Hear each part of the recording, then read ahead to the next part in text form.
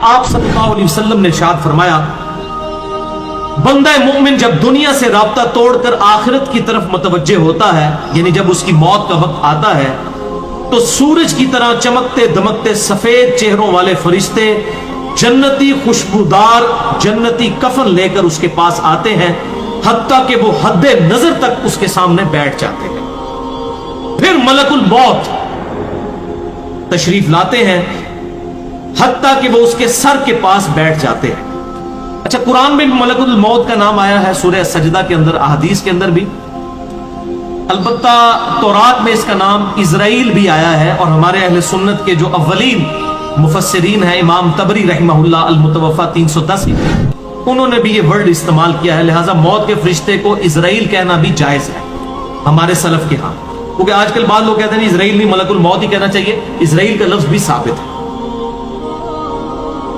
फिर मलकुल मौत तशरीफ लाते हैं, हत्ता कि वो उसके सर के पास बैठकर कहते हैं, पाकीज़ा रूह अल्लाह की मग़फ़िरत और उसकी रज़ामंदी की तरफ चल। वो रूह ऐसे निकलती है जैसे मशकीज़े से पानी का कतरा, बिल्कुल गैर महसूस तरीके से उसकी रूह निकाल ली जाती। और जब मलकुल मौत उसकी रूह निकालते हैं तो बाकी फरिश्ते उसे आंख झपकने के बराबर भी मलकुल मौत के पास नहीं रहने देते, बल्कि उसे फौरन उसके कफन और उस खुशबू में लपेट देते हैं जो जन्नत से लाई होती।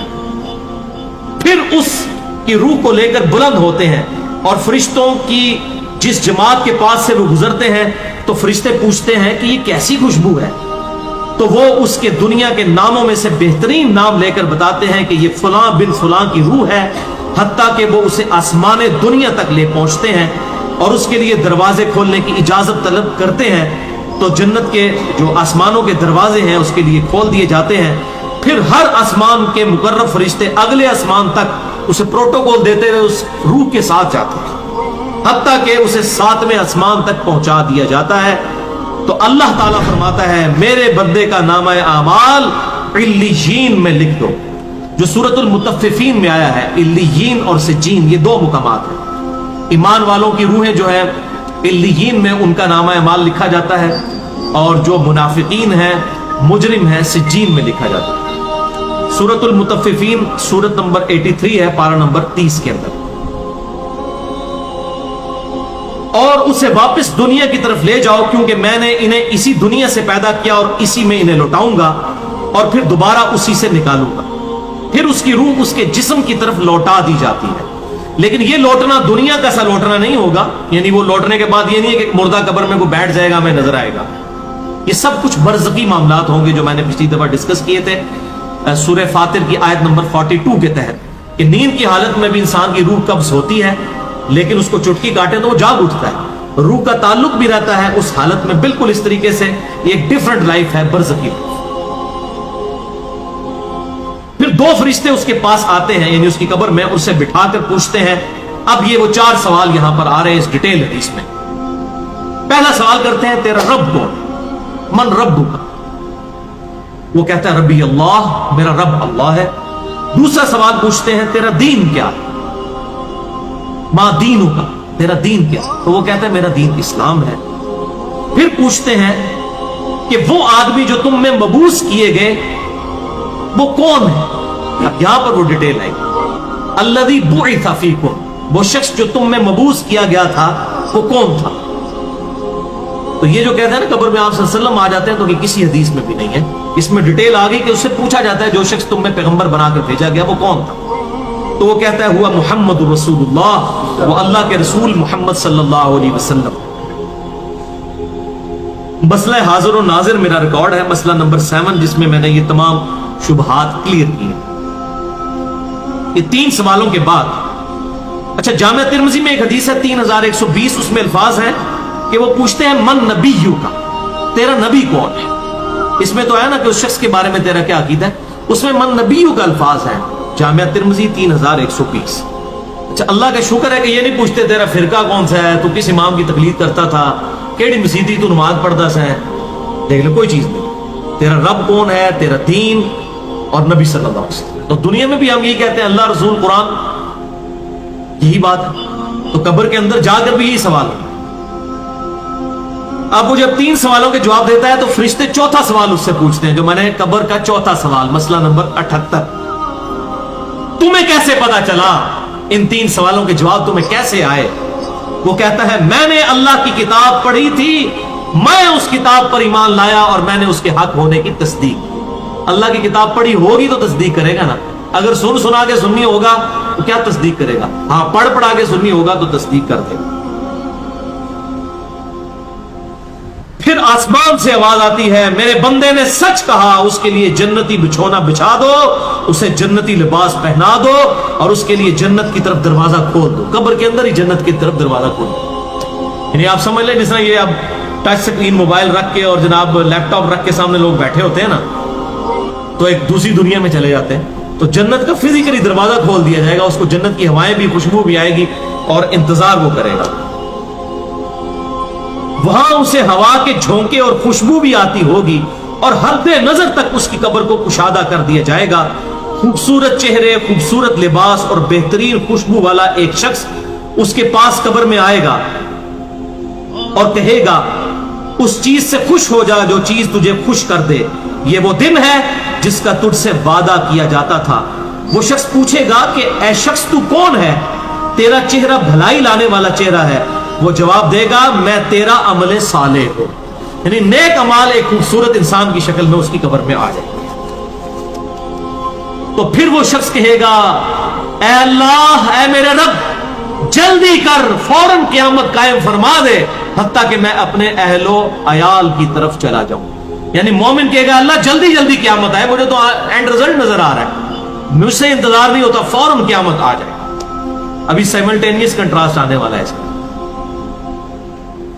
जब काफिर और मुजरिम शख्स दुनिया से जाता है तो आप सल्लल्लाहु अलैहि वसल्लम ने फरमाया, स्याह चेहरों वाले फरिश्ते बालों से बना हुआ एक कंबल लेकर आसमान से नाजिल होते हैं और हद्दे नजर फासले तक उसके सामने बैठ जाते हैं।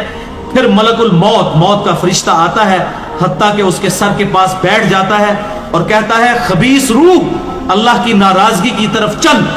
वो रूह उसके जिस्म में फैल जाती है तो वो मलकुल मौत इस तरह उसे खींचता है जैसे लोहे की सलाख को गीले ऊन में से खींचा जाता है करके। गर्म सलाख जो है वो ऊनी कपड़े के अंदर, गीले के अंदर डाल के यूं खींची जाए ना, उस तरह उसके पूरे जिस्म से उसकी रूह निकाली जाती है। फिर मलकुल मौत से बाकी फरिश्ते उसकी रूह को लेकर पलक झपकने के बराबर भी वहां नहीं रहने देते, हत्ता कि वो उसे बालों से बने हुए कंबल में लपेट लेते हैं और उससे जमीन के मुर्दार से निकलने वाली इंतहाई बुरी बदबू निकलती है। वो उसे लेकर ऊपर चढ़ते हैं तो वो फरिश्तों की जिस जमात के पास से गुजरते हैं तो फरिश्तों की जमातें कहती हैं, कैसी खबीस रूह है। वो कहते हैं, ये फलां बिन फलां की रूह है, और वो उसकी दुनिया का इंतहाई कभी नाम लेकर बताते हैं, हत्ता कि उसे आसमानी दुनिया तक ले जाया जाता है। उसके लिए दरवाजे खोलने के लिए दरखास्त की जाती है तो आसमान के दरवाजे उसके लिए नहीं खोले जाते। फिर रसूलुल्लाह सल्लल्लाहु अलैहि वसल्लम ने सूरतुल अराफ की आयत पढ़ी कि उनके लिए आसमानों के दरवाजे नहीं खोले जाएंगे, वो जन्नत में दाखिल भी नहीं होंगे हत्ता कि ऊंट सुई के सुराग से गुजर जाएंगे। फिर उसकी रूह उसके जिस्म में लौटा दी जाती है और 2 फरिश्ते उसके पास आकर उससे पूछते हैं, तेरा रब कौन? अब इससे भी सवाल होता है। वो हैरत ज़दा होकर कहता है, हाय अफसोस, हाय अफसोस, मैं नहीं जानता, मैं नहीं जानता। फिर पूछते हैं, तेरा दीन क्या है? वो फिर हैरत ज़दा होकर कहता है, हाय अफसोस, हाय अफसोस, मैं नहीं जानता, मैं नहीं जानता। फिर उससे पूछते हैं कि जो शख्स तुम में मबूस किए गए वो कौन थे? तो कहता है, हाय अफसोस, मैं नहीं जानता, मैं नहीं जानता।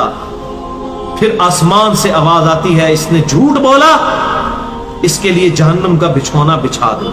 और बुखारी में अल्फाज हैं 1374। इसके जवाब में फरिश्ते फिर उससे चौथा सवाल क्या करते हैं, ला दरईता वला तलईता, और तूने खुद पढ़कर समझने की कोशिश क्यों नहीं की?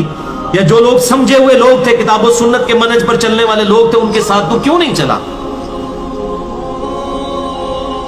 अल्लाह ताला फरमाता है, इसके लिए जहन्नमी बिछौना बिछा दो, जहन्नुम की तरफ एक दरवाजा खोल दो, वहां से गर्मी और गर्म हवा उसकी कब्र में आती रहेगी।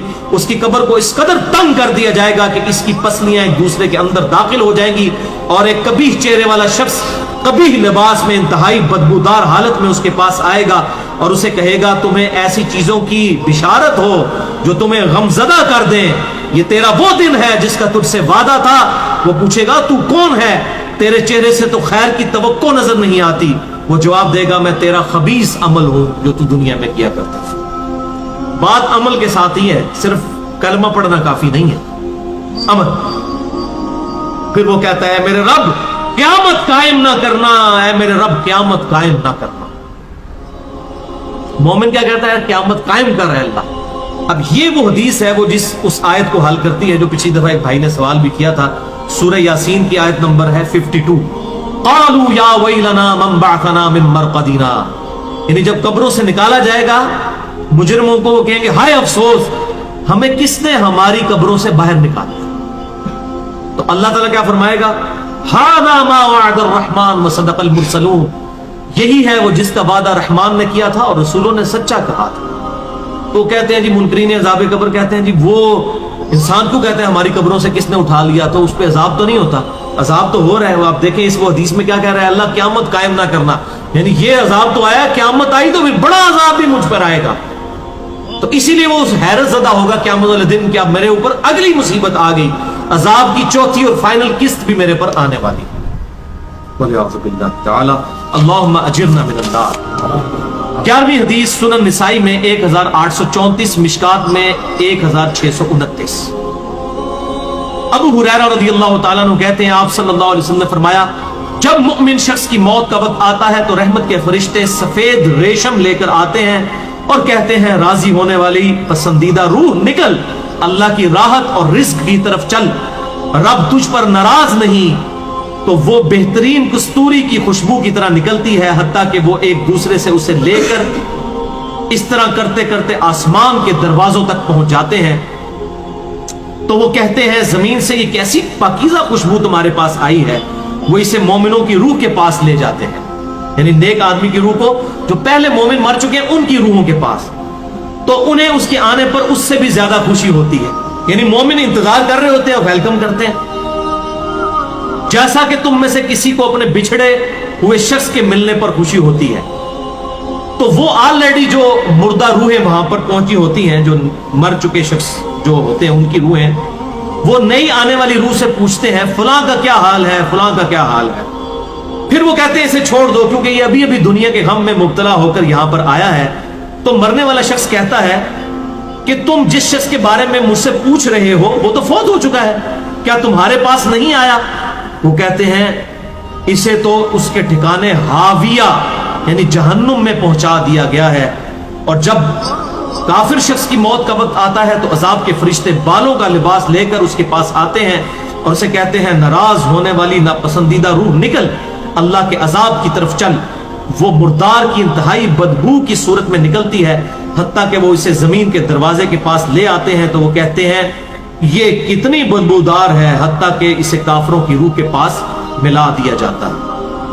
اب دیکھیں کہ وہ مومن پوچھ رہے ہوتے ہیں، اب میں اس کو ٹرانسلیٹ کر رہا ہوں، برا نہیں منانا۔ وہ مومن کہتے ہیں کہ فلاں شخص کا کیا حال ہے، فلاں بزرگ، فلاں مولوی صاحب، فلاں حضرت صاحب کدھر ہے؟ وہ کہتے ہیں وہ تو جناب کروں نا مار بیٹھے تو آڈے کول نہیں پہنچے، اور پھر فرشتے جناب اتنے نہیں آئے جو دوزخ کی تھے، یہ دیکھ لیں۔